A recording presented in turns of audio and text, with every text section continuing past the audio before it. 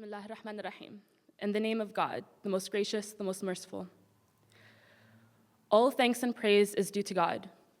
We seek God's help and forgiveness. We seek refuge in God from the evil within ourselves and the consequences of our evil deeds. Whoever God guides will never be led astray, and whoever God leads astray will never find guidance. I bear witness here there is no God but God, alone without any partners, and I bear witness that Muhammad is God's servant and God's messenger. You who believe, be mindful of God, as is God's due, and make sure you devote yourselves to God, to your dying moment. The most numbing moment of my life was when I woke up one lazy summer afternoon in the midst of a transition into my senior year of college and one of the most significant years of my life. And I dragged my feet to the bathroom in yesterday's clothes, looked in the mirror, and could not recognize the person looking back at me.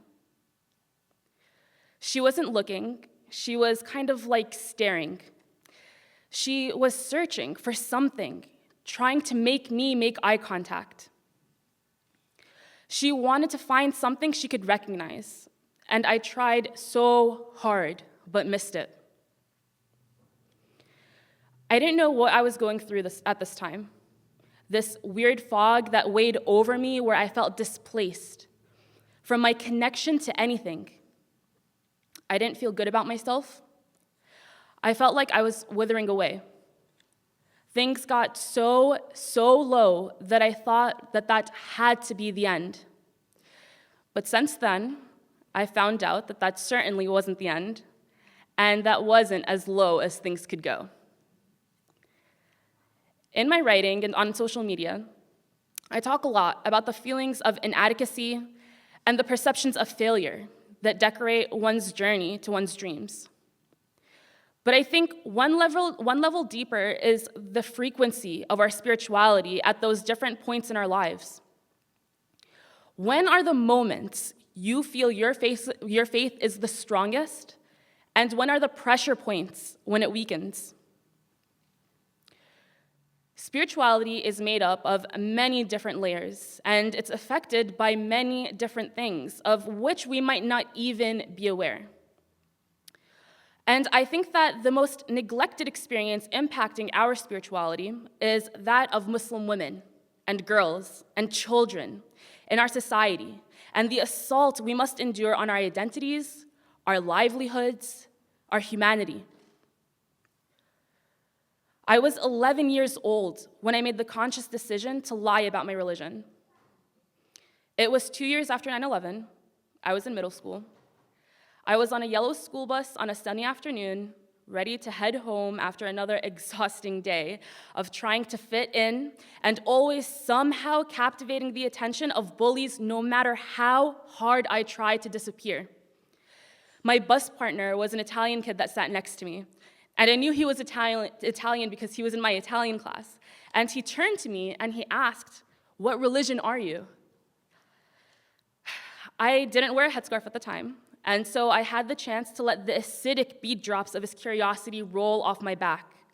It was a distinctly different moment from the first day of school wearing a headscarf only 2 years later, when I had a breakdown walking to school in the morning and seriously considered ripping the scarf off my head before walking in through the doors because I was terrified of what all my peers would think, what they would think of me, how many friends I would lose.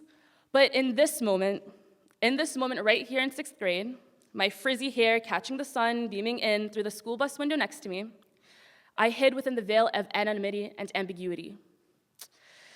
"It's something Mediterranean," I mumbled. "I don't really remember." I didn't realize it back then, but that moment would become a defining moment in my journey. It's true that it probably stayed alive in my consciousness because of the shame I felt, even in that moment, for not being brave enough, courageous enough, strong enough to say I was Muslim. It was a compounded shame.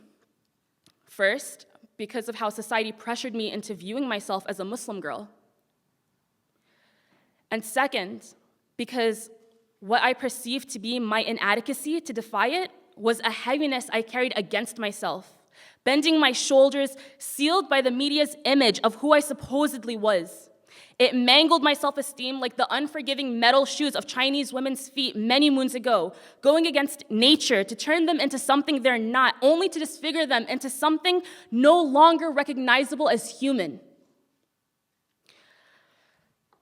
Looking back, I can only describe my formative years as if I had spent them standing on coals, shifting my burdensome weight from one foot to the other simply to exist, simply to stay in place, nothing more, just to stay in place, but only for me to live in a constant state of discomfort. Constant. I could never feel the relief of weightlessness. One of my favorite movies of all time is The Dark Knight Rises. How many people saw that movie?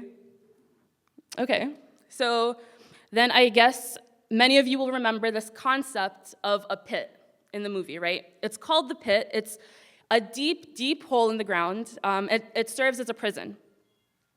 Its tall walls have ledges that prisoners can attempt to climb to escape, but the last ledge, all the way at the top, is just too far away from the edge for people to reach. Everyone who tries falls. There's a huge rope that hangs down the middle of the hole, a sort of lifeline, if you will, that prisoners tie around their waists whenever they want to attempt to climb the walls, so that when they almost inevitably fall, they'll take some injuries, maybe get slapped around against the walls on their way down, but they won't really die. In this hole, what they call the worst hell on earth, the light is always in plain sight. Sometimes it's instigating hope in the prisoners of ever climbing and finally reaching it. Other times, it tortures them with the agonizing reminder of a freedom that will always be just beyond their fingertips. Of course, Bruce Wayne finds himself cast to the bottom of the pit, and he might have surrendered to the hopelessness, except he heard a legend of one person that was able to make it. So he was inspired to try. So several times, he would tie the rope around himself, climb, and of course, fall, succumbing to horrible injuries in the process, each time worse than the last. In one scene, Bane, his arch nemesis, tells him, "You merely adopted the dark. I was born into it, molded by it. I was wondering what would break you first, your spirit or your body." It's a question I pose to Muslim women in our society today. What will break first, our spirit or our body? Islamophobia is the spiritual jihad of our generation, meaning our struggle. And it's a collective struggle. Some of us adopted the darkness. Teenage and adult lives being turned upside down in a new era of hatred. Some of us, like millennial Muslims, were born into it. Our formative years happened here. The development of who we are took place under a complete assault on our identities, especially for Muslim girls. Entire wars have been built on our backs, both physically and ideologically. Our bodies, Muslim women's bodies, have become pawns. We've become pawns in political chess games of convincing the world that we have so little agency over these bodies that we need to be liberated. Through opportunistic military incursions, bombs, detainments, and policies that have torn limbs and lives and families, robbed us of our children, our husbands, our nations. Talking heads on the news that know nothing about who we are speaking on our behalf because we are voiceless, we are oppressed, we need to be liberated. At the same time, even after such liberation, our bodies still don't belong. Yusr Abu Salha, Rizan Abu Salha. Two beautiful young women known for their charity work and humanitarianism, mashallah, students. Around my age, I sometimes wonder if the beautiful white scarves they wore on their heads in all their pictures were stained with blood when their neighbor killed them, execution style, in their own homes, in Chapel Hill, almost exactly the same exact time last year. Their bodies were shot, riddled with bullet holes. Their bodies died long before their spirits. So then, my sisters, I ask you, are we going to allow ourselves to be molded by the darkness? Or are we going to feed our spirits, turn our faces to the light, and stubbornly, resolutely, persistently climb towards it? Spirituality is an interesting thing. It's an interesting, limitlessly powerful, transformative thing. Looking back now, I understand how intertwined my spirituality was with my decision to start MuslimGirl when I was 17 years old. Not because my spirituality was off the charts, as you might expect, but because my spirituality was tense and uncomfortable. It was so weighed down by society that it wasn't allowed to thrive. It was constantly in a state of conflict with everything I was hearing on the news, the blonde white men and women that looked nothing like me, knew nothing of my religion, telling the world these awful lies and propagandized stereotypes of who I was and what I believed in. The internet was no different. It was no different. Seeking comfort online in Muslim spaces at that time, early 2000s, it only brought me to nonsensical fatwas or legal rulings of what women can and cannot do, what's haram and what's halal, how we should dress in public, when we can wear nail polish, if we can talk to boys, even if we're immersed in a mixed society as this. And I felt alienated on both sides. Even within my own community online, I was still unsettled by the discomfort.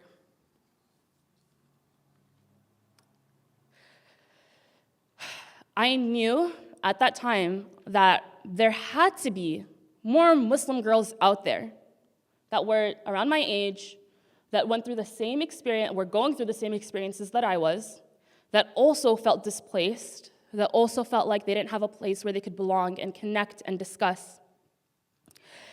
I wanted to find them.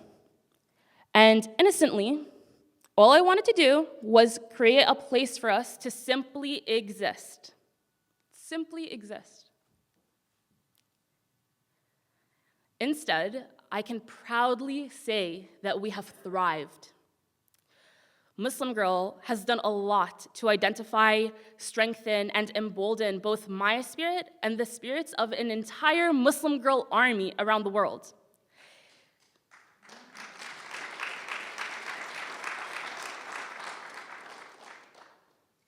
In the face of threats to our livelihoods like ISIS and colonization, our weapons of choice are social media, the internet, and ultimately, our voices.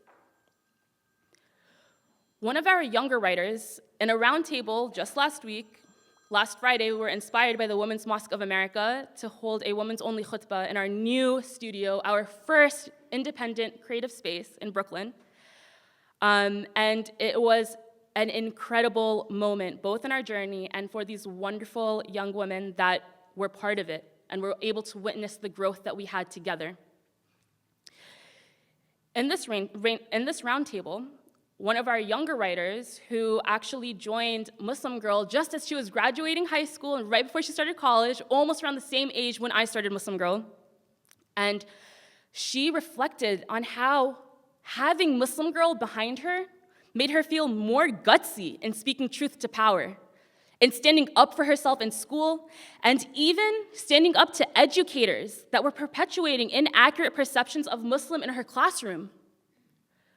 She's one of many young women that have benefited from the chronicle, the ongoing reflection, the address of our lived experience, and also one of many that have given me the unprompted privilege of calling me their role model. Me, the girl that one sunny afternoon on a yellow school bus lied about even being a Muslim. When I was a teenager and even a young adult, MuslimGirl was always just a hobby for me. But in this way, it almost started transforming into almost a double-edged sword for my spirit too. Suddenly, when I had those human moments, those moments of weak spirituality, weak faith, just unexplained weakness, when I looked in the mirror and could no longer recognize my reflection anymore, it was made astronomically worse, knowing that I was supposed to be the leader of a so-called Muslim website called MuslimGirl. I wasn't living up to the expectation of the perfect Muslimah, but I should be, right? I should be the example. What a hypocrite. And that would make me feel even more despair. And I would get weaker. And all throughout college, I would start turning to people I shouldn't turn to, doing things I shouldn't be doing, wandering into places I had never wandered into before to distract myself, to numb myself, to soothe the throbbing pain of my spirit. And then that would make me feel more guilty. And the cycle would repeat. My self-worth was in the ground. I was still, even with MuslimGirl, simmering in the discomfort. Prophet Muhammad ﷺ said, "Never a believer is stricken with a discomfort, an illness, an anxiety, a grief, or even a mental worry, even the pricking of a thorn, but Allah will expiate his sins on account of his patience." As cliche as it sounds, because it's almost all we ever talk about, I truly believe that patience is without a doubt a key to success. Patience is the keeper of the spirit. Patience is what weathered Bruce Wayne through the cold and painful nights in the absence of the sun. There was no light. Verily, with hardship comes ease, God told us in the Quran. Verily, with hardship comes ease. To go back to the frequency of our spirituality, I think that the frequency of mine was all over the place in college. It really was. And I think MuslimGirl's inconsistency reflected that. We only published articles every once in a while. We honestly faded in and out as quickly and as rarely, but still just as beautifully as a shooting star. We would get active in the spur of a moment, and then the spark would fade, and we would disappear into the darkness once again. And yet, in this way, almost poetically, I think that MuslimGirl is the most honest, raw, real-life chronicle of the Muslim girl, and one of the most significant moments in our collective history. I say what I have said, may God forgive all of us.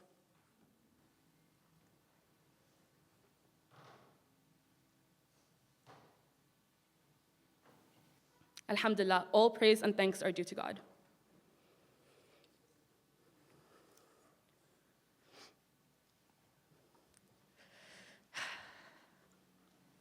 After I graduated from Rutgers University in May 2014, straight out of Jersey as soon as I possibly could, and I moved straight to Washington, D.C.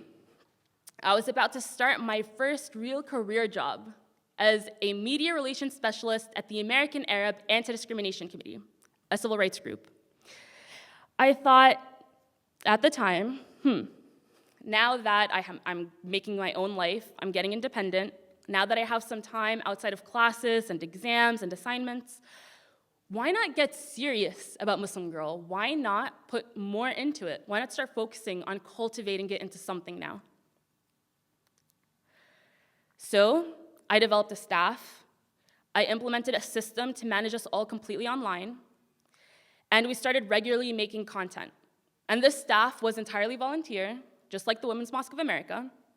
They were women that wanted to contribute this labor of love, not because we wanted to, but because we needed to. We needed to reclaim our narrative. We started regularly making content. We started telling our stories, uplifting our voices, addressing the very real issues taking place against us in our society. It was growing so quickly, and the growth happened so fast, and the work got so much that I would wake up at 5 o'clock in the morning before work, take care of MuslimGirl straight until I had to walk into work at 9 a.m., then come home at 6 p.m. and work on MuslimGirl straight into the night again. Every single day.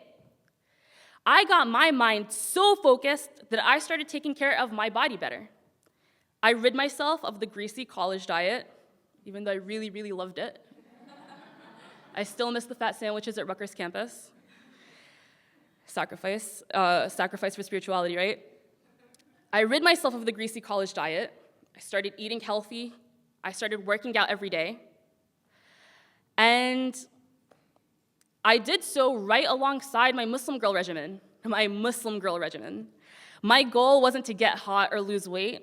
I just wanted to take care of myself, to better myself.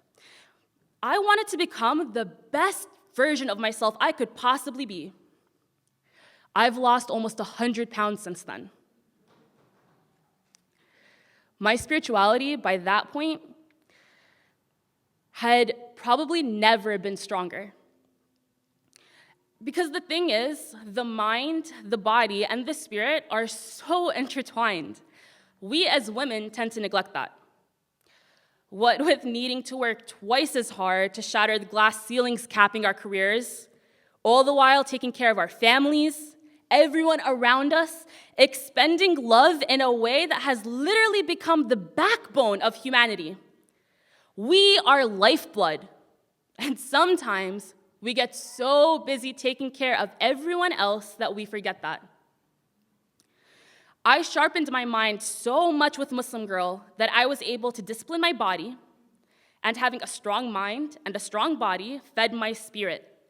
And my spirit, my unbreakable spirit, fed my mind and my body both. Even in the frenzy of headlines and hate crimes and the sad events happening around the world, we need to take care of ourselves. We women need to take care of ourselves. We can only put in our 100% into the world if we are at that 100% ourselves. These days, I've come to believe that being a role model isn't about being perfect. It's about being honest. And it's my obligation to be honest with you, that I'm not perfect, and my patience has been tested time and time again, and I have failed a lot of those tests. One of the most agonizing tests that I experienced was also one of the most recent, May 2015. By then, MuslimGirl had been republished on Fortune, written about on Time.com. It was quickly picking up speed and getting quoted and referenced in many places online. It was even making it onto the TV stations, even onto the news. We were on CNN. We were finally, significantly starting to become part of the conversation. A conversation that, ironically, was always about us, but to which we were never invited. That month, I had gotten a job offer from Al Jazeera America.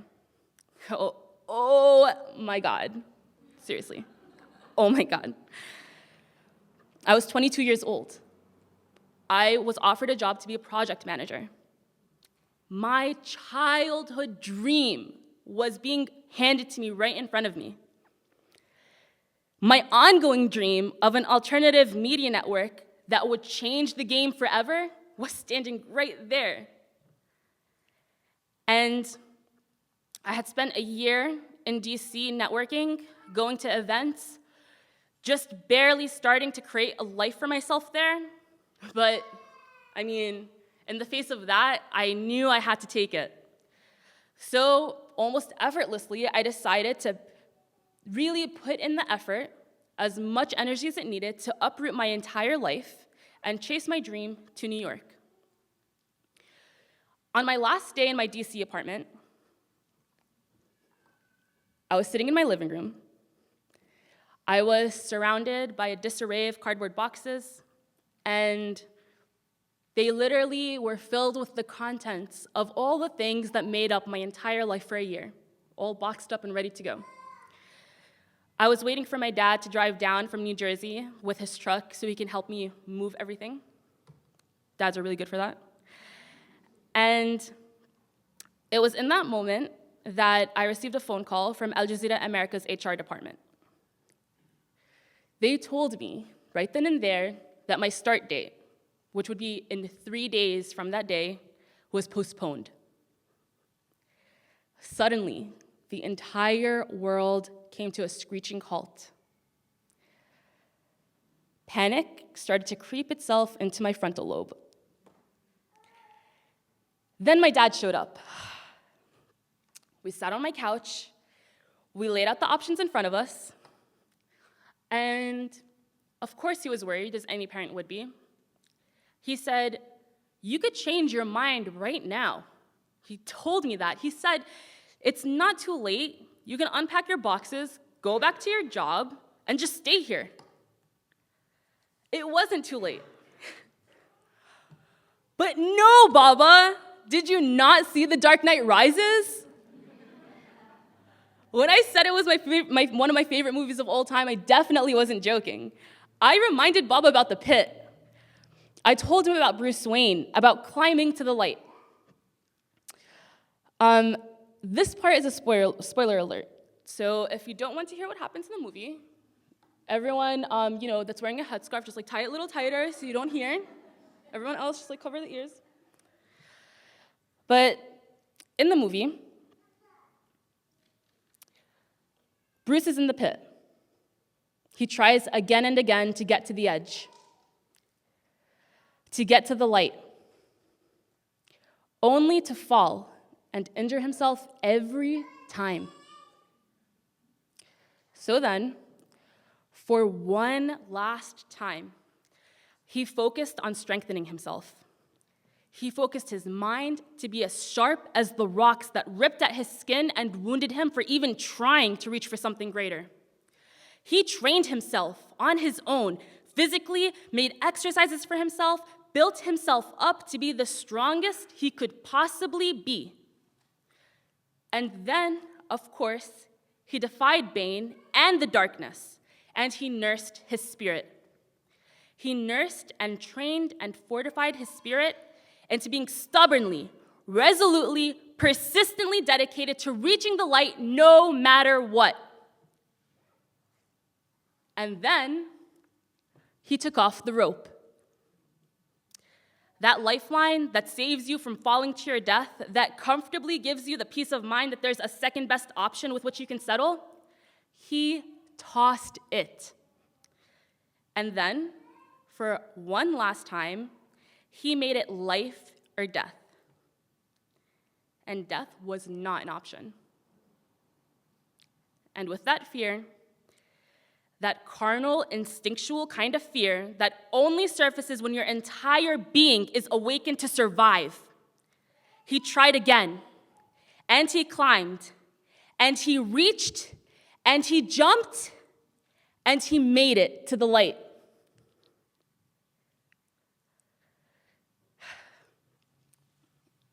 I didn't know what would be waiting for me in New York. Whether my dream job with Al Jazeera America would work out, or if God had something else planned for me.